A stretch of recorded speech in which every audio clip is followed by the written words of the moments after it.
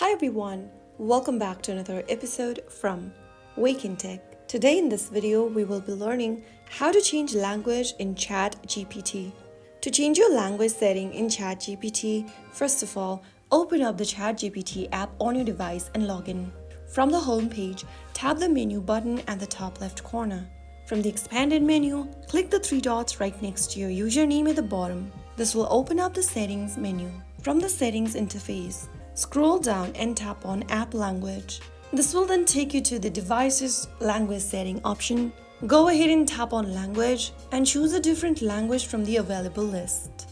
After choosing one of the languages, you will then be able to change your language setting in ChatGPT and make your conversations more comfortable. So that's how it's easily done. If you found the video helpful, don't forget to like, share, and subscribe for more helpful tips.